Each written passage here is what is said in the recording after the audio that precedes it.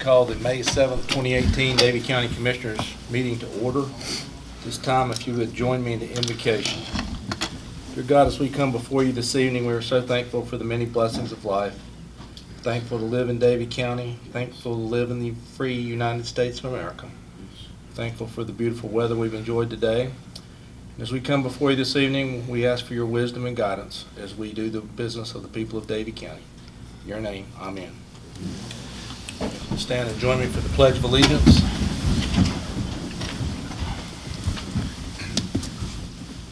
I pledge allegiance to the flag of the United States of America and to the republic for which it stands, one nation, under God, indivisible, with liberty and justice for all.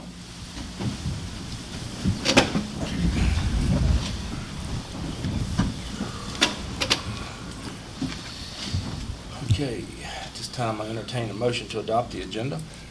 So moved. Second. Motion and a second. All in favor, raise your hand. Okay, thank you. Mr. Eller, I think you have a statement or a comment you'd like to make before public comment. Yes, sir, Mr. Chairman and Commissioners. Just wanted to take time to introduce two faces, one of which is here, one of which will be here shortly. Philip Sheldon is here in the crowd. Philip, if you'll raise your hand. Philip is our summer intern for the Masters of Public Administration program from UNCG. And then Elizabeth Martinique will be here shortly. She's sliding in from another meeting. She is our MPA intern also from UNC Chapel Hill. So we're fortunate enough this summer to have two very qualified applicants that will be helping us with many county projects. So I just wanted to formally welcome them to Davie County. Welcome. Glad you're here. Right, at this time we'll move to public comments. Right along, we have this month is Older Americans Month, and we have a proclamation honoring those. So, Mr. Eller.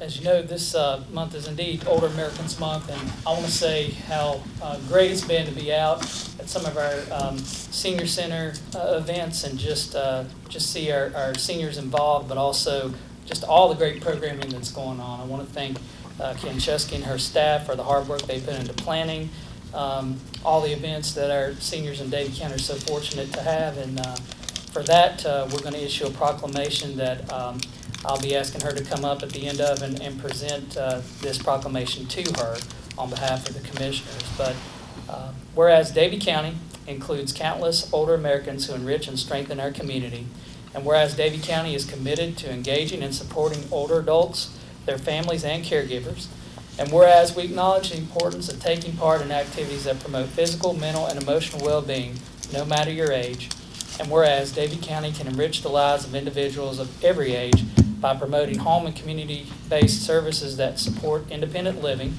involving older adults in community planning, events, and other activities, and providing opportunities for older adults to work, volunteer, learn, lead, and mentor. Now, therefore, we of Davie County do hereby proclaim May 2018 to be Older Americans Month. We urge every resident to take time during this month to recognize older adults and the people who serve them as vital parts of our community. Dated this 7th day of May 2018. Ms. Chusky, if you come up and receive this, and we want to give you a round of applause for all the great work that you do in our county. So thank you.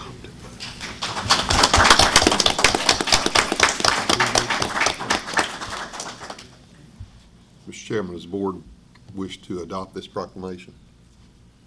Absolutely. Entertain a motion to adopt the proclamation. Mr. Chairman, I'll make that motion. I'll second. Okay. Motion and a second. Any further discussion? Seeing none, all in favor of supporting the proclamation, raise your hand. It's approved unanimously. Thank you. I know the Senior Center's got a lot of events going on this month, so Ms. Chusky, would you like a moment just to tell us what those are? Well, thank you. We do have a lot of things going on, just some regular activities and some special events. We're also right in the middle of senior games. So we would love for anyone to come and get involved. Just give us a call. We'll find a place for you to volunteer. We use the month of May to really advocate to get the community involved in what we're doing. So if you'd like to be a part of it, just give us a call. Thank you. All right, next you have a couple presentations. The first is on the soil and water issues, and I'll ask Mr. Singleton to come up and make that presentation. Well, Chairman, Commissioners, let me say thanks on behalf of the Soil and Water Board. We actually have two of our supervisors here tonight with us. John Peeler, he's our chairman. And then we have our newest member who started back in December, Craig Myers. John has goats and hay and so forth out in the Dedmon Road area of the county, and Craig and his father-in-law have chicken houses and cattle and horses and such on their farm over on Callahan Road. Cokie Jones is also a member. I think some of you may know him. Arnold Weatherman, who's a poultry farmer, a row crop farmer, and beef cattle farmer as well. Then Kevin Merritt is on our board also, who's an architect here in town. So, but on behalf of them, I would like to say thank you for allowing us this time, and I want to give you a quick presentation here of kind of what we do and so forth, and show you some numbers.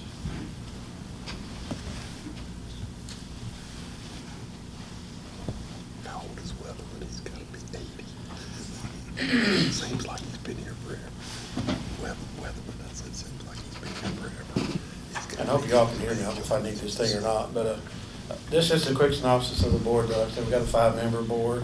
We have one administrative assistant in our office, and then the district technician, of which that's what I do, and some educational work. Excuse me.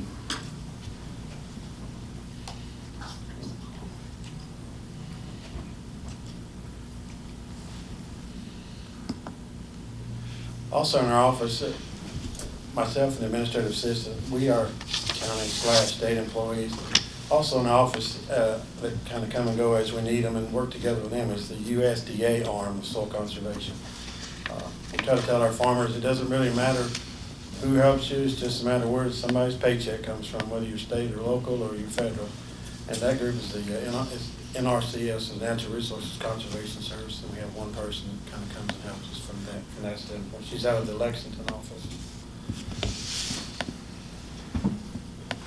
And again, mostly our work is dealing with farmers and landowners to implement conservation practices on their farms to help reduce erosion, manage nutrients, and the biggest thing, improve water quality here in the county. We also work in the urban areas with folks, around the roads and around their homes too.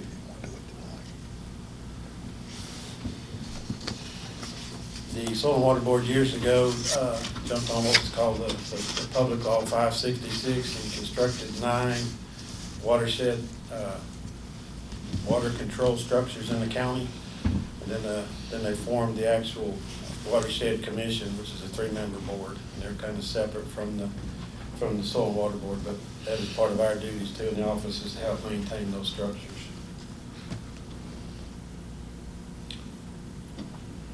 Another arm of the board and things they do is our education. That's been real important since this day one. And we have a poster contest, essay contest, public speaking contest. As you can see, those are the grades that the posters, they're 4th and 5th, and essay 6th grade public speaking. And over the years, I've been here 12 years, but even before that, Davie County has always been well representative at the district level, which is a 12-county area, and at the state level. We've had some state winner along the ways. And in fact, this Friday, our speech contest, the 8th grader, she is competing at the state level. So and the poster contest in the 3rd grade, we had a 2nd place winner in the poster contest this year. So we do pretty well at representing Davie County and educating the students about natural resources. So we're kind of proud of that. Another event is the Envirothon, which is a high school and middle school contest that teaches kids about the natural environment, and then they're actually tested on that. There's a contest and so forth. There's a district contest and a state contest. And one of the real big feathers in their hat that's been going on for 40+ years is the field days that we hold up at Ridge Park every year. We're touching about 500 students each year. Again, trying to teach them about natural resources, farming, forestry, just the whole natural resources and how they're affected and how they can help improve and do things in our natural resources environment. And there's just some pictures of what we do. That's the field days. We have the wildlife folks come out in forestry, and they're doing they're giving presentations. There's our public speaking awards. We do that. We go out to the schools at awards day and give out the awards, and they get recognized at their school for what they've done. Money comes along with this, and some of the kids say, "Wow, you know, they got money. I'm gonna do it next year." I guess you have to entice them with money. I don't know. Another big feather in the board's hat is there's a program that it's a cost share program that's actually run by the state, but the board has chosen to be part of that. And it's a 75%, give or take, cost share program to install best management practices, and that's everything from soil erosion, things like cover crops and waterways. It deals with fencing out the streams for cattle and improving the water that way. So there's a whole gamut of best management practices that farmers and landowners can participate in. And since 1990, you can see the dollar figure that's come into the county by the board, the $1.2 million in the last 28 years of all the work that's been done here in the county.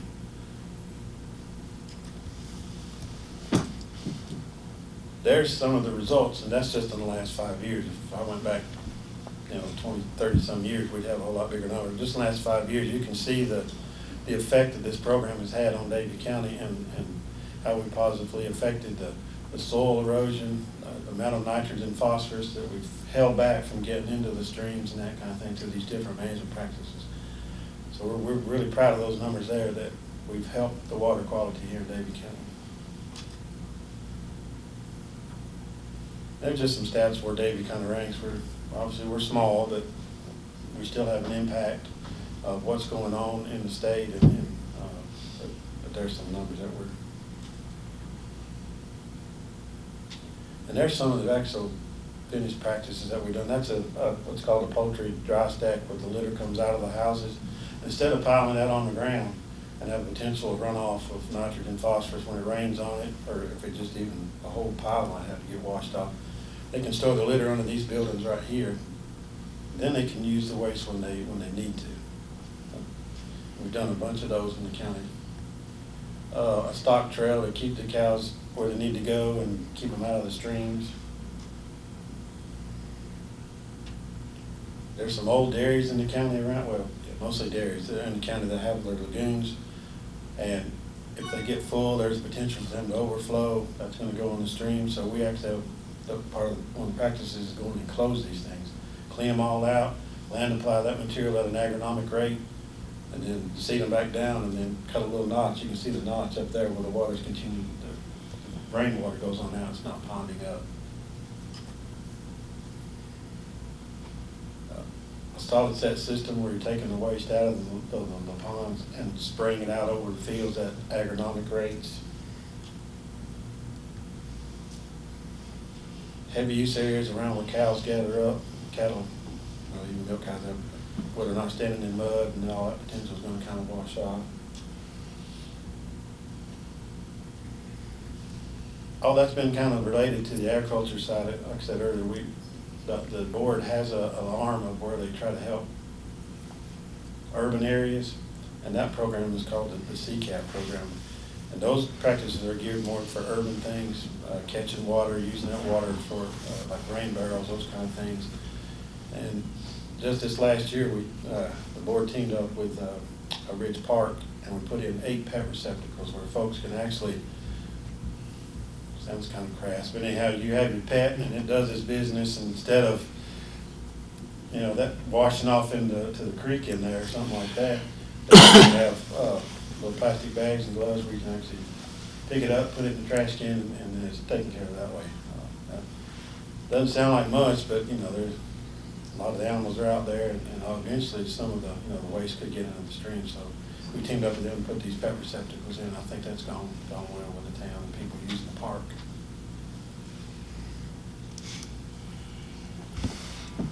Another part of what we do in our office is There's old photographs, people like to come in and look at those from a historical perspective. We've used them actually for, I won't necessarily disputes are the word, but they can show roads and go back and say, yes, that road was there, I can use it, kind of thing. We look at it from the farming standpoint too.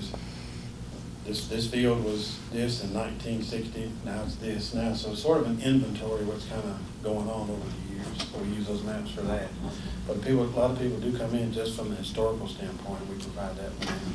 Have a soil survey, which is a very good instrument to use as far as what's going on my property. Is it good soil? Is it decent soil? Is it bad soil? You know, as far as what I want to do with it.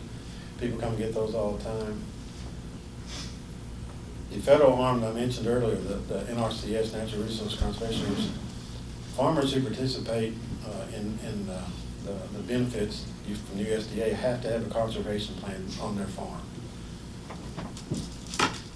We help the folks at NRCS develop those conservation plans. That alone, just from the USDA benefits side, that brought in $1.2 million just into Davie County last year. And we were part of that whole, getting a conservation plan so the farmers can get their benefits. So that's where the $1.2 million comes in as far as our assistance to them. There's some of the agencies that we worked with over the years. Extension Service, of course, downstairs from us, Wildlife Commission, Department of Ag, and all. But we're closely tied to a whole lot of agencies. What we do and what they do, and all kind of in the same thing together. This is a side I really want you to take home, and you know, this is your bang for the buck for what you provide the Soil and Water District financially each year in your budget. And you take the numbers from USDA, and you take the numbers from the cost share program, that hard dollars that came into the county. It's somewhere around that $424,000 a year. You do the math versus what y'all provide to us, that's a 5-to-1 ratio. You're getting $5 to what you spend. And I wanted to kind of say that's what you're getting, your bang for your buck for the Soil and Water Board. And so with all that said, we wanted to say thank you very much for your support. And I don't know if there's anybody really more to say, but we really appreciate your support and everything that you've done for us, and we continue to do that. Thank you. Look, you got time for a couple questions? How many, do you know if the number of tillable acres in Davie is up or down? I know it's down, but do you know how much it's down by? The last number I saw, and I'm gonna have to say, when I say tillable, agricultural land, period, whether it's cropland or pasture land, I can't remember the breakdown, but somewhere around 69 to 70,000 acres of pasture land and cropland. I would guess there's about half and half, but I don't know that for sure, but somewhere around 69,000 acres of what's still left of ag land. And that's about, I think the county's 100-some thousand acres, so we're probably less than half of it is in some kind of, and I guess I'd say forestry too, but non-urban kind of thing, somewhere around 69,000 acres, I think, somewhere as far as cropland and grassland. You were talking about the chicken litter sheds. Do you get involved in the grassland projects in an advisory role, or do you fund any of those? Or is that all through USDA?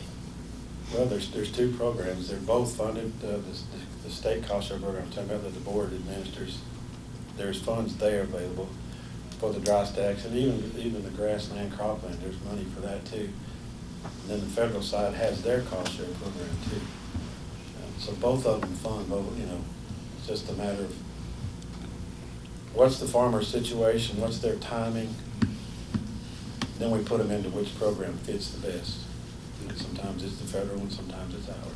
Sometimes the board, we've exhausted our funds and the federal still has money, so we put them over in that. So it kind of, we have to look at the situation and see where we're at as to which one it goes into. As far as the dollars itself, the cost share is about the same dollar amount. And there's a practice or two that the state can do that the federal doesn't do, and vice versa. So it just kind of depends on where's the farmer, landowner headed, when do they want to get there, and then who's got the money, kind of thing. I don't know if that answers the question or not, but. Yeah, it does. But you about, roughly year to year, the board gets about $60,000-ish a year in the state cost share program. And it just varies with the federal part of it. Any other questions? I don't have a question, but that was extremely interesting. Thank you for all y'all do. And the old adage, I don't know, I want one of these bumper stickers. When I was a kid, I didn't think about this. My great uncle Lonnie Driver, you probably don't know him, but he was a farmer out off Cana Road in Tobacco, you name it. But the old adage, no farms, no food. Sometimes I think we think it just falls off trees, no pun intended. But I thank you for all you all do, and not just you all, but the guys across the street and others that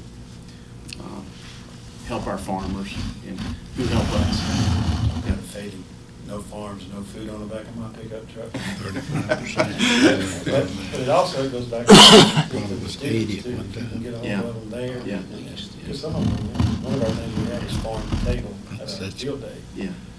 Some of these kids don't know where food comes from. So we're trying to get that in their head.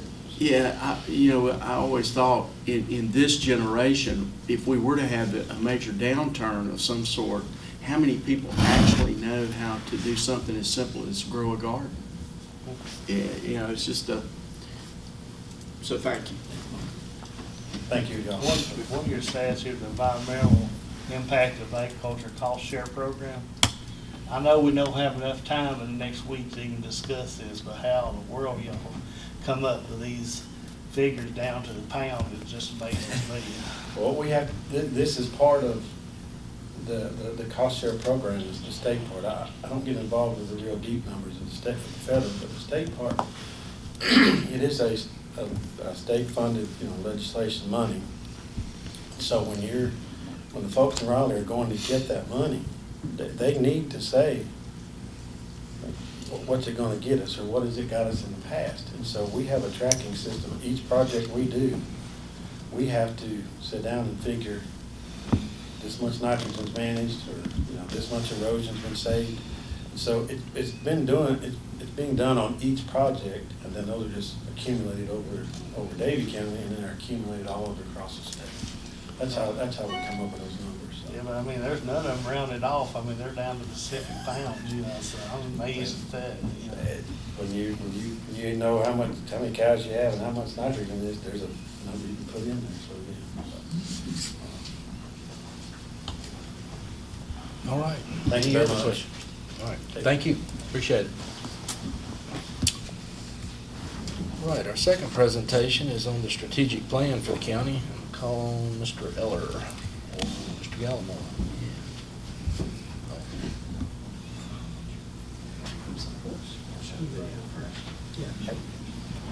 I'll go ahead and do an intro while John is getting the video queued here. So, Commissioners, all of you know that we've spent the majority of this past year really canvassing the community, hearing from our partners, our nonprofits, our towns, many of our faith-based programs, and really trying to talk through what it is that we wanted to craft a strategic plan after that you could be proud of. I know in our work sessions, we've shared those big, long spreadsheets with you.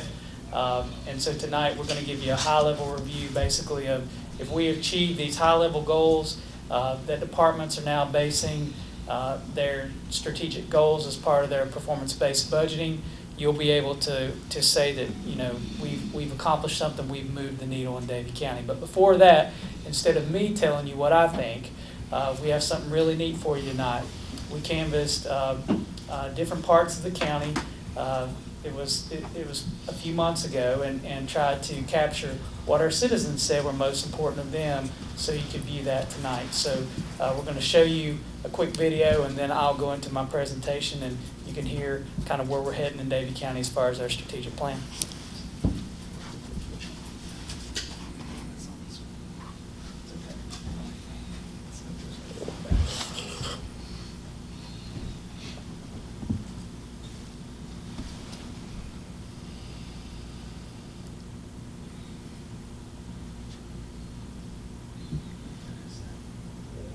I love Davie County. It's a good place to live. It's quiet. Good place to raise your children. Real laid back, not the high speed life of the city. It's just more of a good country life. Lived here my whole life except for a few years in high school. But it's definitely got to be the people and the way that Davie County's grown, over the last 50-some years. I'm not going to give that away. I like the little local businesses that are growing and being put into town, and I really am happy about those, So sometimes my family will call it God's country. I love the landscape, the rolling hills. I love the people, of course. Small town city, everybody kind of knows each other, a very warm, homey feeling when I come to Davie County. It's really a place that still believes in rallying around each other and uplifting those in their time of need in order to improve the community as a whole. Well, I've been here for a long time, and I love that it has great access to I-40. I love the community. We're a tight-knit group. I love that there's a sense of unity between communities. I just feel like that there are lots of reasons to stay in Davie County and don't have to go anywhere else. My favorite thing about Davie County is how small it is and how everybody knows everybody, so you always have the best relationships and everyone is pretty genuine and humble around here.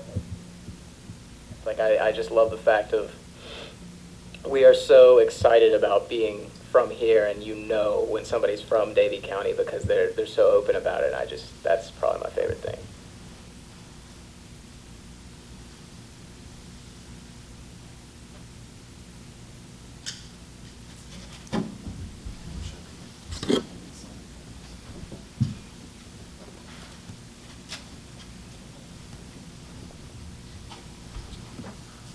So that was a snippet of what you'll see on our website. John's going to show you that near the end of my presentation, so he'll come back up shortly for that. But for my PowerPoint here,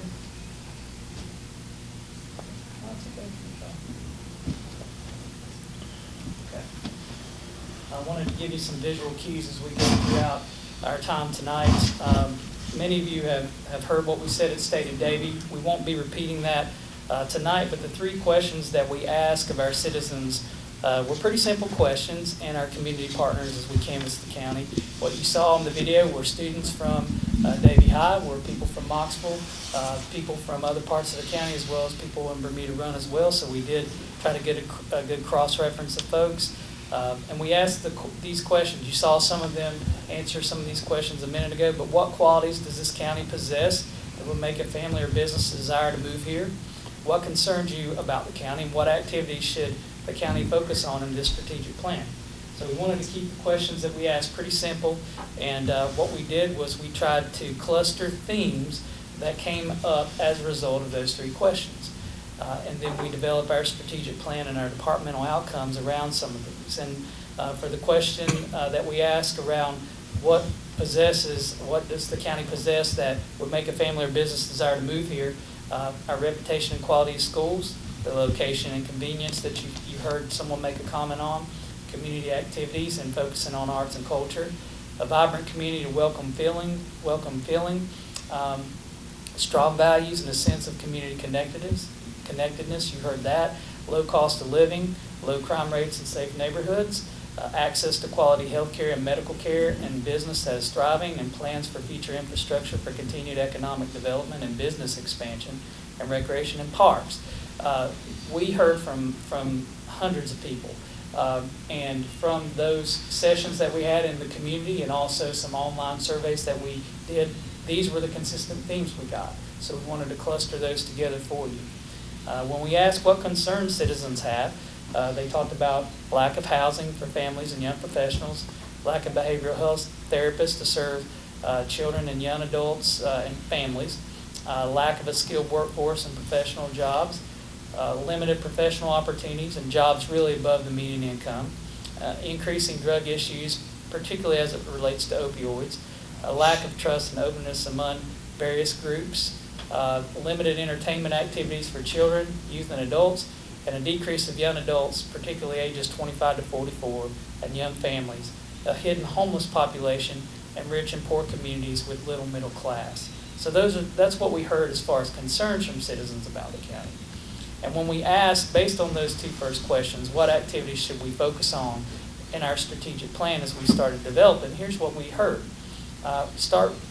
Continue, because I think we're doing this, recruit business and industries that provide jobs above the median income, so really focusing on that threshold, increasing entertainment options for younger populations, having new and better workforce development programs for lifelong learning. We've heard a lot about the skills gap, trying to figure out now how we make lifelong learning something that's important, and we're partnering with EDC on their strategic plan for a piece of that as well.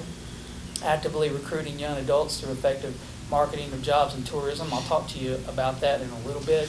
Proactive planning for future infrastructure needs, water, sewer, natural gas. Those are critical for economic development. Focus on reducing suicides and drug-related deaths, creating family housing rental units, or developments that housing is being built. Recruit and retain teachers to remain competitive and build effective relationships between county, towns, nonprofits, churches, and business, connecting citizens to needed resources available to assist them. So this is what your community said as we had many of these sessions with folks around the county. So what we've done is we've taken all that feedback, and it was a lot of feedback, and we tried to boil it down into these simple boxes of recurring themes that we heard. And then what we tried to do is really start pulling together strategies. And so tonight I'm going to talk to you kind of about where we are with that and go from there. So from this, we created 5 focus areas. We talked to you a little bit about this in the past, but safe and healthy community, growth and infrastructure, business operations, quality of life and place, and education. And these are going to be kind of our 5 core areas going forward in the county's strategic plan. And departments are, although some may be across several of these areas, we tried to find which area they fit the most. And that's the ones the departments are assigned to and responsible for, although they may have outcomes and goals in other areas too. We wanted to also define what each of these mean. And so for safe and healthy community, you can see there fostering a safe, secure, and healthy community through coordinated, efficient, and effective public safety and human services. Growth and infrastructure, that's implementing deliberate and realistic strategies to balance growth, thriving economy with an appreciation of our natural and agricultural resources, for which we heard about tonight. Business operations, making sure we're an organization about continuous improvement, high performance, exceptional customer service, transparency, accountability, and fiscal responsibility in all areas of our work. Quality of life and place, for which we partner with citizens and stakeholders to create environmental, arts and cultural, civic, recreational opportunities that contribute to the health and well-being of our community, and then delivering through education, delivering quality classroom and vocational experiences, which open varied avenues for individual success from cradle to career. So those are the definitions of what those 5 areas really represent for us. So your staff has a vision and mission statement, and it's important as we talk about how that trickles down to really understand what that looks like. So you'll see our vision statement here and our mission statement. I know we've shared that with you before, but it's always good to keep that in front of us as we move our work forward, to see kind of how it connects with where we're heading. Also, we show through our value statement and I pledge statement that all of our employees get upon hire, and then they reaffirm this every year in our performance evaluation process. So we keep these values in front of them, and staff are very much aware of those. And you can see these here in your packet as well, so you can see kind of what that pledge really consists of. I won't read all these for you, but it's innovation, professionalism, leadership, empowerment, duty and service, gratitude, and excellence. Those are our core values that our staff really adhere to. And how does that look as far as where we're heading with this strategic plan? So we've got these core values, the mission, the vision, and now this strategic plan as we move into our performance-based budgeting process and as we look at that. So with that, I wanted to go through with you here these 5 areas and what those large overarching general areas really mean for us. If we check these boxes, do we achieve what departments will be working on in this strategic plan? And so that is what you have before you tonight. So I'm going to go through these quickly because I know you've seen those big long spreadsheets that we've handed you with the full plan, but we've tried to boil this down into a very high-level overview to say if we do these things, we've moved the needle. So for safe and healthy communities, you saw in the earlier comments from citizens about making sure we're maintaining and improving access to physical and behavioral health services for our residents. We're dealing with a lot of key issues in this area in particular. We obviously have a lot going on at the Davie Medical Center. We also have a lot going on with our opioid initiatives that we have occurring and trying to grow some of our behavioral health services. We also know that we want to maintain a safe and healthy community. Our law enforcement partners and sheriff do a great job with this, and we want to be ahead of that curve. In addition to that, we're working on healthy lifestyles. You've got the Davie Foundation working on some of these initiatives, as well as public health and some of our other partners as well. And then making sure that abuse and neglect of our vulnerable residents is something that we keep on the forefront of the work that we do, and making sure that our outcomes for our vulnerable children are important. For growth and infrastructure, based on those boxes that you heard, these continued partnerships, which I think we've done an excellent job with. We've got a strong history in Davie County. I think we're continuing that. I've been blessed making a lot of rounds and getting to know a lot of people in this county, and I think we've really strengthened and solidified our partnerships. As we go into updating our land use plans and also talking with our town partners about our ordinances and codes, those are things that we're going to be able to achieve hopefully this year by the end of our comprehensive plan and utilities master plan, so that we'll have these growth strategies and improvements that need to occur in our county. We're also, as part of EDC strategic plan, working on several strategies involved there, from our spec buildings to incentives to targeted recruitment and business expansion. So we have a great partner there with EDC and working on those core initiatives together. And really, as we look at those incentives, to really think about what they need to look like. And so Ted Abernathy, as he mentioned during his presentation to you, will be working with us on that and getting some recommendations to you as well. And then also looking at our aging housing stock. PTRC is working with us on that in this comp plan, and we hope to have some recommendations soon about what makes sense for that. As far as business operations goes, we know we have to have measurable outcomes. And that's something in this performance-based budget that all departments will be submitting to us. They're in the process of firming those up as we speak, and so we're excited about having those departmental dashboards and really showing our performance there. Also making sure that we're harnessing the technology that's out there. We've done a lot this past year, in fact, the past 2 to 3 years, to really update some of our technology to better serve our citizens, and hope to continue to do that. We also have some ideas that we've worked with EDC about really engaging young professionals. We've got to start prepping for the next gen leadership and figuring out how to engage that age group. You heard some of our young folks speak in the video that you saw. We want to make sure they know their jobs in Davie County. There's plenty of good jobs here that's available to them, and we want to market those better. We have to maintain a reasonable cost of living. We have to make sure that our financial position is good. We have to make sure that income parity is something that we look at. Underemployment seems to be an issue we're hearing from several counties across the state. People having to work more than one job to make ends meet, and what that does to the family unit. And then also making sure that we continue to have community awareness and marketing to really brand ourselves and tell the story. And EDC is going to partner with us on that. As we look at quality of life and place, really talking about healthy foods. I heard some of you mention that. I know our partners at the Cooperative Extension and Environmental Services and Soil and Water definitely promote that as well, making sure we're sustainable as we think about the need to access local and healthy foods. And then promoting local arts and tourism, investing in community gathering spaces. We have farmers markets and events at Bermuda Run and also at the Mill and some other events throughout the county.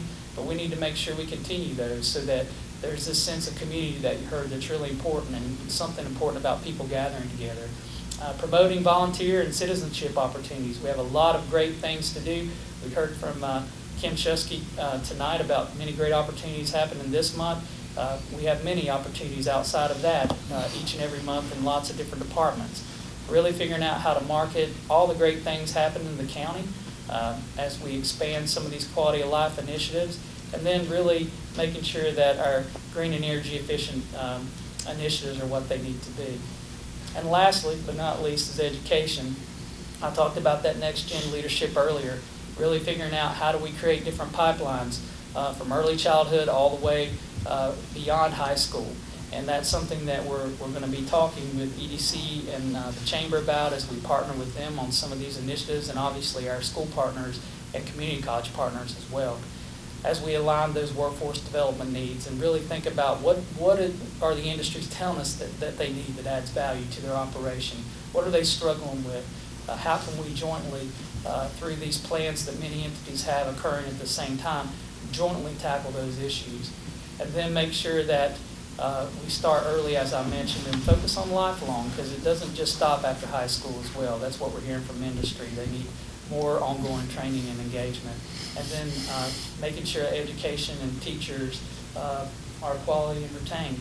And that's something that, is important to us to compete. So we talked a little bit, as you saw in these slides before, about branding. I think we have a lot of great assets in Davie County. What we're hearing is a lot of people don't know about them.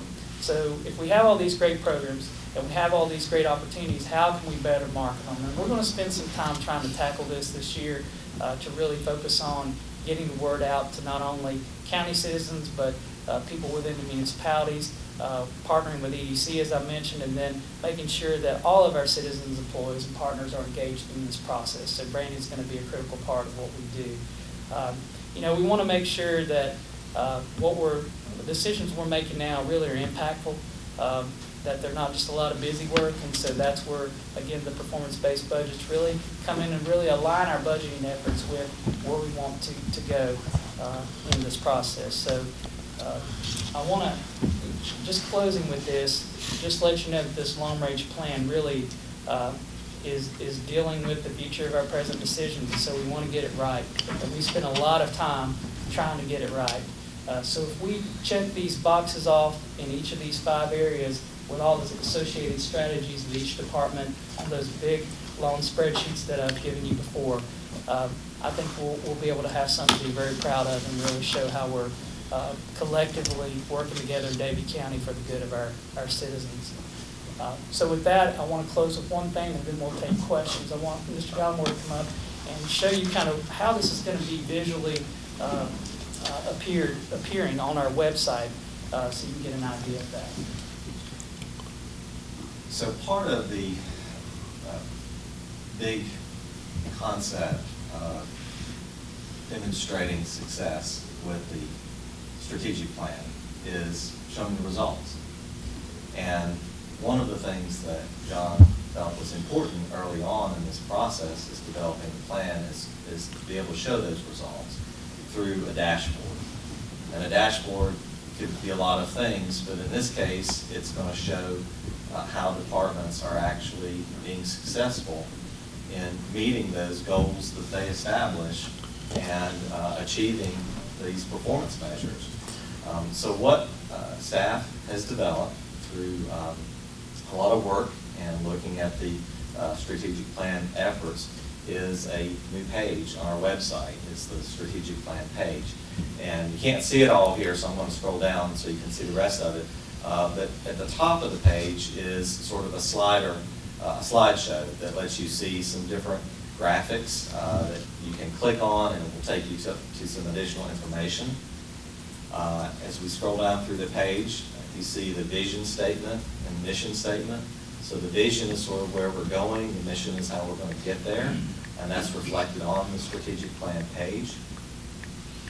And then, and this computer has a rather small resolution, so this would be shown in 2 sets of tiles. So each of the business area or functional areas within the county, as departments are organized, are represented by these tiles. So if you look at these graphics, safe and healthy community growth and infrastructure, these are the same things that John had in his presentation, which clusters the departments into these different focus areas.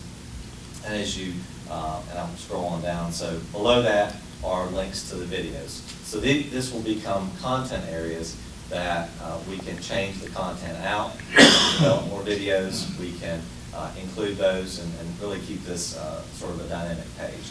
But the big part of this strategic plan page is, and it doesn't look like there's a lot here, but there's a lot going on in the background, and I'll illustrate that. So each one of these functional areas, safe and healthy community, growth and infrastructure, business operations, has a lot of these goals developed by departments that are brought together into a way to show the public at a glance what kind of progress is being made. As this is just started, we don't have that progress entered yet, but each department will have the ability to track their own progress, update the software that drives this dashboard. So you'll see in real time, it's quarterly reporting, but as those quarterly reports are entered, this dashboard will update. So citizens will have the ability to come online and see exactly what's happening in those departments. So if we just drill down into safe and healthy community, you'll see this same verbiage, which was in the presentation, will be reflected here. Now, you don't see sort of the graphic which shows a green check mark, which is success, or yellow, which is caution. Maybe there's a obstacle or something which is causing that to be delayed, or a red X, which would show that something is not being met. So these are going to be assessed goals, and departments will be putting that information in, and it'll be reflected in a visual graphic that visitors to the site can see. And as you drill down into each one of these, so this first one, as I hover over it, access to physical and behavioral health services for residents, there will be additional information in these pages. So this is you're seeing this for the first time, as many folks are. So this is a very preliminary representation of it, but this gives you an idea of how this has been organized. And again, there's a lot of stuff that's happened in the background to get to this point. So as the performance-based budget is rolled out and departments then start to assess where they are on a quarterly basis, you'll begin to see results coming in. So you should expect to see some information updated and additional information in that first quarter of the next fiscal year. And then you just back up and click into growth and infrastructure. So you can see each one of these is broken down into different goals, and there'll be strategies and then specific actions for each one of those. And as those are being met and progress is being achieved, then it's reflected on the front end of the dashboard. So that's sort of a high-level review of how this works. It's a dynamic website presentation, so you can pull it up on your phone, on your tablet. It was one of the earliest products we looked at, and we thought it was going to be very, very expensive, and it wound up not being really as expensive as we thought. Of course, being a product, nothing's free, but it is a very affordable way to present this information. I think it really accomplishes what we set out to do, and I think we're pleased with it.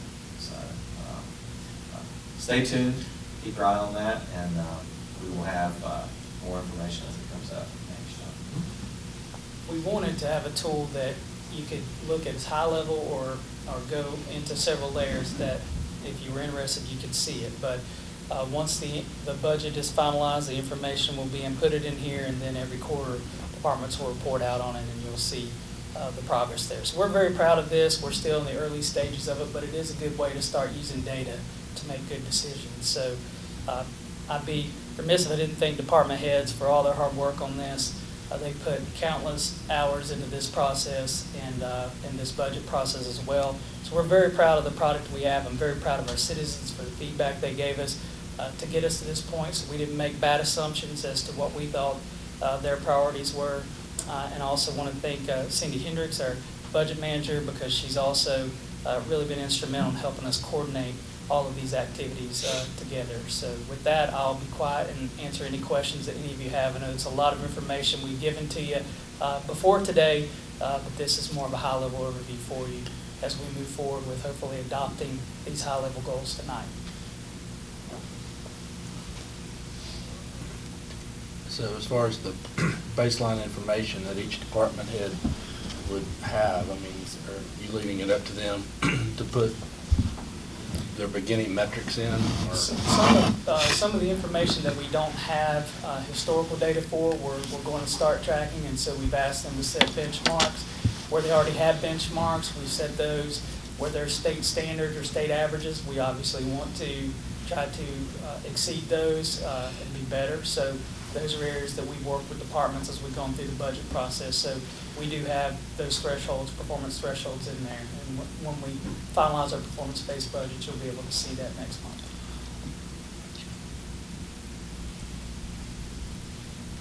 Any other questions?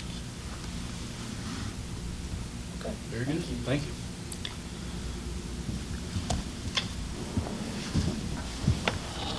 All right, next we move to the consent agenda.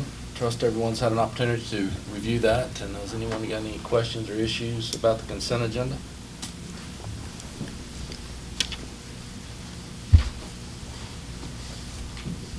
Motion to approve. You have a motion. Do I have a second? Second.